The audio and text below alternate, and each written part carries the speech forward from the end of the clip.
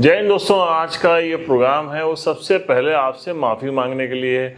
वो इसलिए है कि जब श्रीलंका से T20 की सीरीज हुई थी और भारत ने श्रीलंका का वाइट वॉश किया था, तो हम लोगों ने बड़े कॉलर ऊंचे करके कहा था कि अरे लंका की सीरीज है, भारत को यहाँ अपनी मेन टीम भेजनी नहीं चाहिए।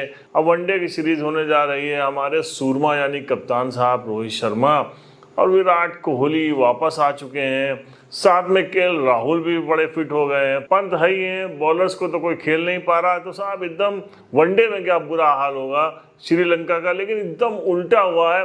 हमारे सूरमा ऐसे मुंह लटकाए हुए वहां से निकले हैं और 27 साल के बाद श्रीलंका ने भारत से सीरीज जीत ली है 2-0 से। और सब मैच में वही कहानी हो रही थी। शुरुआत होती थी और लगता था कि नेट प्रैक्टिस हो रही है। रोहित शर्मा पहले जाते थे कप्तान होने के नाते, ठाएं ठाएं ठाएं ठाएं कुछ देर अपना बल्ला चलाते थे, उसके बाद आउट हो जाते थे।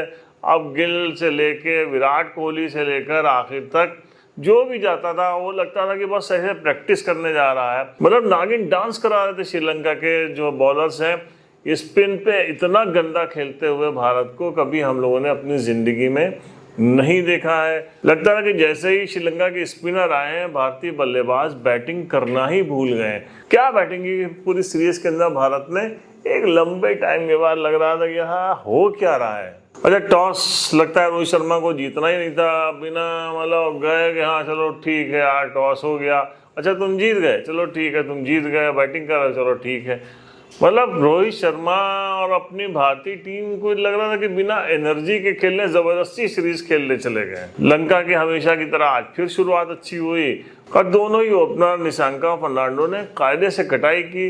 सिराज जो मतलब क्या कोलैप्स कर देते थे श्रीलंका को अकेले ही, लाइन ही नहीं पा रहे थे, आप स्टंप के बाहर करते थे तो कवर्स पे चौका लगता था और मिडिल और लेग पे गेंद कर रहे हैं तो कभी फाइन लेग पे चौका खा रहे हैं तो कभी स्क्वायर लेग पे चौका खा रहे हैं। रियान पराग का डेब्यू हो गया, बॉलिंग भी अच्छी की उन्होंने, बैटिंग भी अच्छी की, लेकिन नॉट इनफ। पंत साहब लाए गए थे कि राहुल की जगह, तो वो भी चलते बने। कुल मिला के कहीं भी कोई जिम्मेदारी नाम की चीज इंडिया ने नहीं समझी। 138 रन पे ऑल आउट हुई है और वो भी तक जब नीचे आके वाशिंगटन सुंदर ने कोई बड़े अच्छे स्ट्रोक लगाए और एक अच्छी इनिंग भी खेल डाली उन्होंने। तो डुनिस विला आगे मैन ऑफ द सीरीज हो गए। बैट और बॉल दोनों के साथ उन्होंने क्या कमाल दिखाया है। आज 5 ओवर 1 गेंद 25 रन और 5 विकेट। जो इंडिया का टॉप और मिडिल ऑर्डर था उसको मतलब किसी को कुछ समझ में नहीं आ रहा था कि इनको खेलेंगे कैसे। खैर श्रीलंका के क्रिकेट की अगर बात की जाए तो 2 चीजें उनके लिए अच्छी हुई हैं। एक तो बिल्कुल लग रहा था कि जैसे श्रीलंका के यहाँ से क्रिकेट खत्म हो रहा है,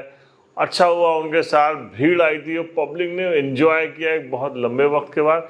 दूसरे सनत जयसूर्या ऐसी मेहनत कर रहे थे जैसे वो कभी पहले क्रिकेट ग्राउंड में करा करते थे और वन मैन आर्मी थे, पूरी दुनिया की जितनी भी टीमें थी सबको अकेले हरा दिया करते थे।